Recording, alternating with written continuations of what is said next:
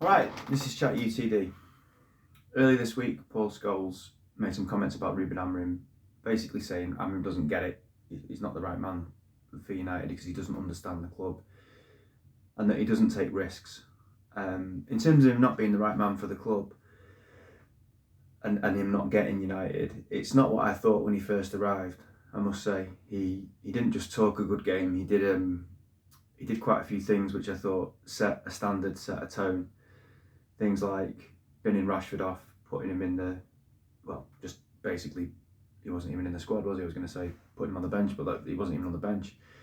Casemiro didn't play that much to start with, and he obviously was quite stern with Garnacho. And I thought he made a promising start in that respect, and what that indicated was that he did understand the standards that were necessary at United, and he was willing to make decisions that other managers previously had not been made, or maybe hadn't been supported to make. But it was quite promising. So in terms of understanding the club and what was needed, I felt like he made a promising start. In terms of what Scholes said about not taking risks, going for it. If there's an option to stick or twist, do you stick or do you twist? Part of the DNA of this club is you twist. Does he do that? No, probably not. And Scholes was brought up on Sir Alex Ferguson and obviously played for him. If there was an option to stick or twist when we were down in a game, more often than not, Ferguson would twist. He'd go for it when you've got nothing to lose. So games like Everton at home, when they're down to 10 men, you're losing 1-0. I guess what Scholes is saying is if you understood the DNA of United, if you understood the history of the club, there's no way you'd keep 5 at the back, which is essentially what we played that night. You'd really make it a 3 at the back and put wingers in the wing back positions and just go for it. And we definitely didn't do that. And against West Ham at 1-0, he brought 2 of our better attackers on the night, Cunha and Xerxes, off. And we ended up surrendering the lead, and in the end it could have gone either way in terms of who won it, but maybe he didn't have loads of options on the bench. But again, at 1-1, did he go for it? He brought defenders on. And like Scholes said, we used to bring 4, sometimes we'd have 4 centre forwards on the pitch at the end of a game, just to go for it, just to twist. And at times now we bring defenders on instead of forwards. Part of that is probably not having a great deal of quality in the depth of the squad, but I do see Scholes' point.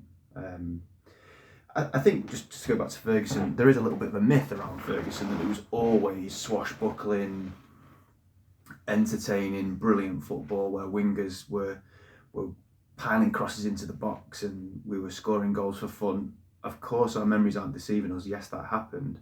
But there was times also when Ferguson could be quite pragmatic, especially away from home in Europe, where he'd play 5 across the midfield and put 1 up front. There's a few times where he'd play a diamond shape, or sometimes he would just tell the players to get your foot on the ball for 5-10 minutes and be sensible, not be completely gung-ho. I think at times this rose-tinted look back and that we have where we go, oh yeah, like it was always attacking. It wasn't, but I think there's a time and a place. You don't achieve everything Ferguson achieved if you're just a gung-ho merchant. That was Kevin Keegan, that wasn't Sir Alex Ferguson. But I guess what Scholes is saying is, in a situation where you're asked, do you stick or twist in this situation, Ferguson would always twist. And that is the modern history of Manchester United. For me, this is a long-standing problem. I remember in the David Moyes season, I went quite a lot that season, and we lost at home to West Brom 1-0, and we lost at home to Everton 1-0. And I can't remember, it was probably both those games, but I think it was the West Brom game came first, if I remember rightly. Whichever was the first of those games in the autumn anyway. We were losing 1-0, there was about 11 minutes to go. And normally, at that point, you're thinking, we'll create a chance, we'll get a corner, the crowd will be lifted, and we'll think, right, you've awoken the beast here. The boys have woken up, and we're going to come back and not just draw, we're going to win. And I remember I was in the Stretford, and I remember looking around and thinking, the fans don't believe it anymore. That invincibility factor that we had under Ferguson had gone. And the crowd didn't believe it, but I think they did. It's a vicious feedback loop. The crowd didn't believe it. I think that transmitted to the players, but the players didn't believe it, and that transmitted back to the crowd. And I think there was that two-way thing going on. And I think that's been a problem probably since then. Don't get me wrong, we've had some late winners, we've had some really dramatic moments towards the end of games, even in the last 12, 13 years we have. But I would say, sorry, my not so little boy, my 14-year-old shouting my missus, so that'll come onto the video. We have had those moments, but what I'm saying is in your run-of-the-mill games against your Evertons, your West Broms, your Bournemouths, your Fulhams, how many times recently, no disrespect to any of those teams, but how many times recently over these last few years have we been within reach in a game, 1-0 down, 2-1 down, something like that, coming towards the end of the game, and far from it being like, right, we're gearing up and we're going to have this grandstand finish, it just doesn't feel like that anymore. So I don't think that's a problem exclusive to Amorim. I think that's been a problem for quite some time. But bringing it back to Amorim, I think this further endorses my video on United needing more United people around the club. Now, I hold that opinion, and of course, we all, it's in our nature, to look for confirmation bias that our opinion is correct. And I think what Scholes said does back up my opinion, and I'm going to just I'm going to sort of talk about that now. If there's more United people at the club, what you'll get is an expectation filtered down from those United people to Amorim to say, this is how we do it here, or this is what we don't do here. Two problems. The club don't have a clue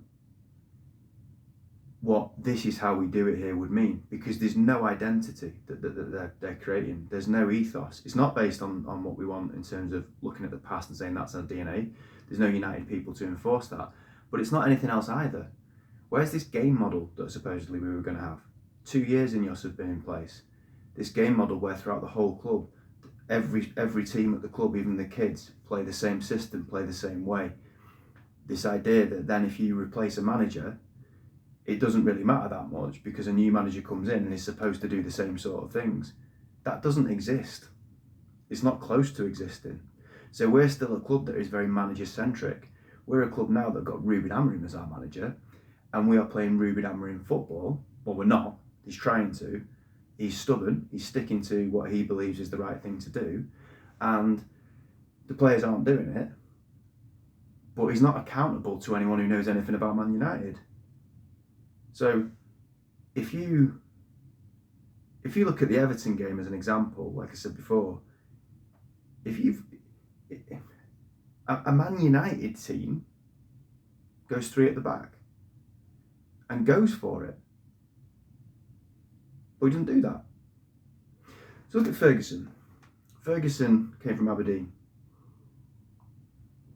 No history or connection to Manchester United at all when he first came in. But around the club, he had Sir Matt Busby was the president of the club, who retained an office at Old Trafford.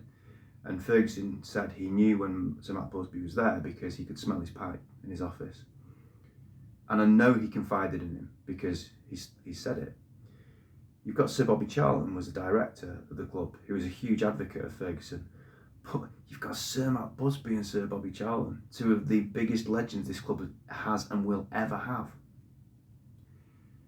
And we'd be foolish to think that they weren't in his ear saying, this is how we do it here, son. So move away from that and come towards this. We can't tell you the specifics of how to coach the team because that's what you've been employed to do. But you might get some easy wins, not necessarily 3-point wins, but wins with the fans and wins with maybe even the media if you do this, this and this. 1988-89, throwing the Fergie fledglings in, Tony Gill, Daniel Graham, Russell Beersmore, Mark Robbins, throwing those kids in there when we had a bit of an injury crisis and weren't playing so well. There's an easy win for you. He's got people like that around the club. He's got Nobby Stiles working within the academy. He's got Brian Kidd working with the academy, who then went on to be his assistant manager. You've got European Cup winners all around the place, really. Some in more important roles than others. So that's what Bayern Munich do. That's what Madrid do, that's what Barcelona do, that's what AC Milan do, that's what all the big, what's the word, prestige clubs in the world of football, that's what they do. And I look around the club and there isn't one Man United person other than Darren Fletcher. There's people who've probably been there a while, who are good people, who probably do care about United, but there's no one that with any kudos that a manager would look up to and say, right, okay, I better do what you're saying, or I respect you because you've done it here. And okay, like I said, forget that and say you don't need that. I think you do. But let's say you don't, then you're going to have a very, very specific way of doing things that you are going to put in place as a group of people at the top of the club that say, this is what we do here. There is no one with any weight that could tell Ruben Amorim, this is what we're supposed to be doing. So, for example, if you have a director of football who's a Man United person, and I've mentioned the name Ole Gunnar Solskjaer, and he's saying to Ruben Amorim, this is what we expect, this is how we do it here. First of all, he's probably going to respect that person. Secondly, if that's an executive person in an executive position, he has power over the manager. He supersedes the manager. You want to satisfy those people, you're going to get sacked. But there's no accountability, there's no identity, there's no DNA. We seemingly don't want to have the old DNA that we had, so he's got people like Jason Wilcox,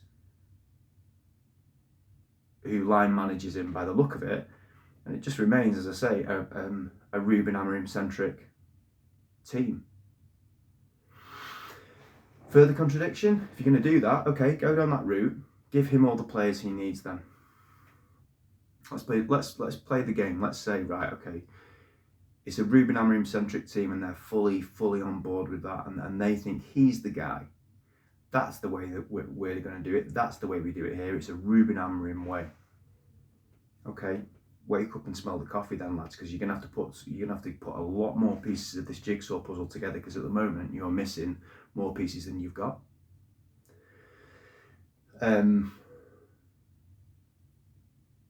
We were told by reputable journalists, mouthpieces for the club, a couple of years ago, that the manager role was changing at Old Trafford, that there is going to be this game model that goes throughout the whole club, and that the manager basically is not a manager anymore, he's a head coach. If he basically has to deliver on an identity and on a way of playing that is set by Jason Wilcox and Emma Barada. I don't see it. I don't see it. So back to Scholes, was he right? Yeah, he's right. But it's a bigger problem than just the manager. No, he probably doesn't get Man United because he's just a modern day manager who's coming with his ideas and he wants to put it on to Manchester United. But if you've got no one holding him accountable to that and no one who has any respect that can say, this is the way we do it here, or this is the United way, and you know, United people who could say that, then what do you expect? You get what you get.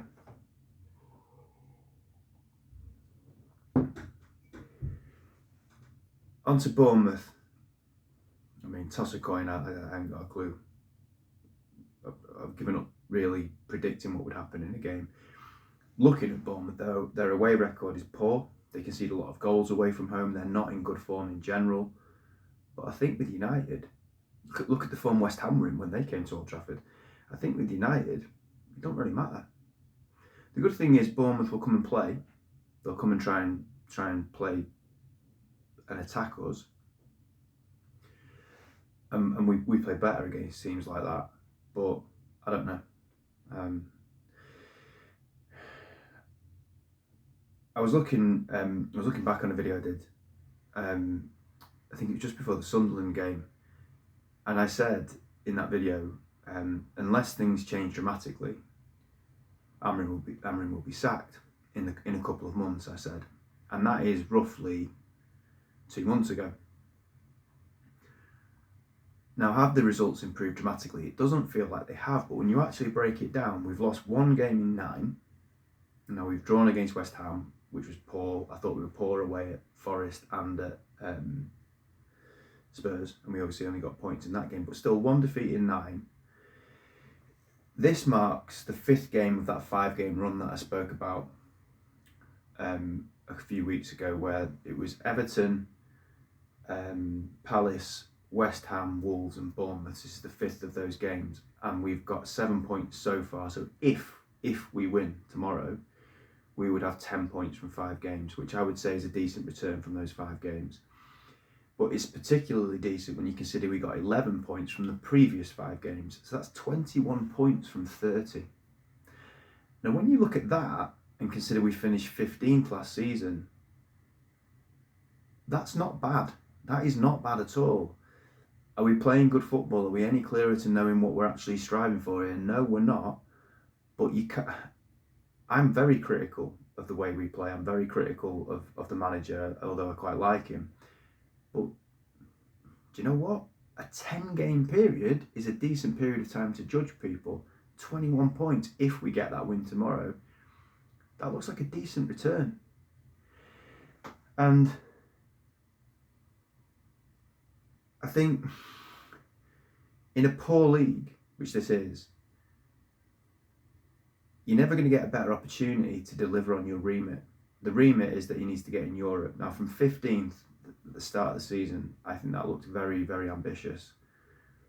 But in this league, you've got a chance. But we need to bank those 3 points tomorrow, because the games that are coming up, we've got Villa away, we've got Newcastle, I don't know if that's away or at home actually, over Christmas. And then I think we've got Wolves again. So, but for that Villa and Newcastle game, we're going to be without the players that have gone over to the African Cup of Nations. We're basically without a right side of the pitch, really, because you've got your right-sided centre-back or right-back is Mazraoui, he's not there. Your right wing-back or right-sided attacking midfielder is Ahmad, he's not there. And your right-sided attacking midfielder, Mbeumo, is not there. We get a couple of injuries, all of a sudden the squad looks extremely thin on the ground. So I think it's really important to bank that 3 points tomorrow, because those players hopefully will be available. In terms of the lineup, De Ligt and Maguire are out, so I imagine it will be Shaw, Heaven and Mazraoui again. You could put Yoro in for Mazraoui, you could put Martinez in for Shaw, although I don't think he will. You could put Martinez in for Heaven and have him as the centre of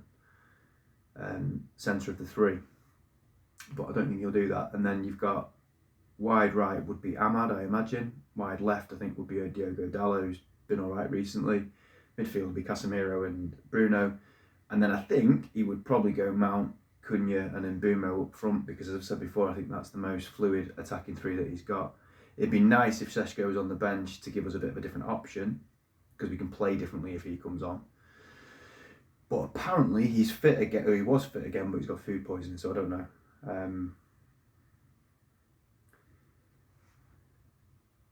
It's going to be a season, I think, of got to talk about stating the obvious, but it's going to be a season of ups and downs. This is not going to be a fluid season of progress. We're going to have those games where we're thinking, I just can't believe how bad we are.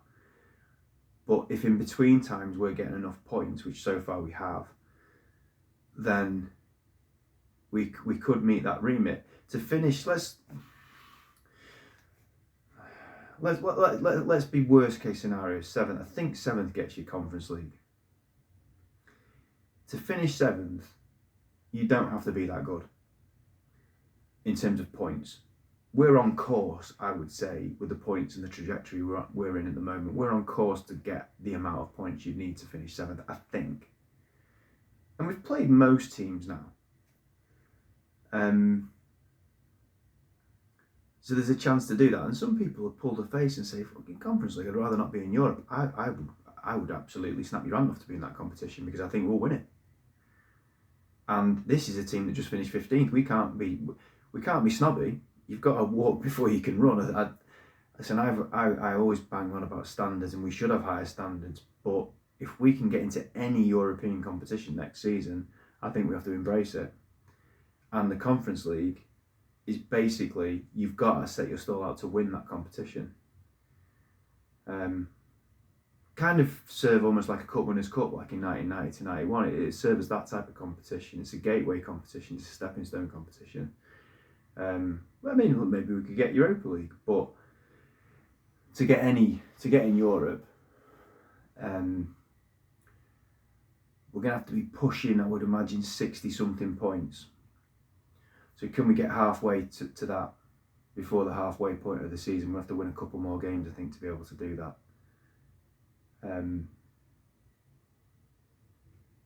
So it's a big game. I always say so. It's a big game for United. It was a big game tomorrow night, and as I say, toss a coin. Not sure what will happen, but I think we've got to win.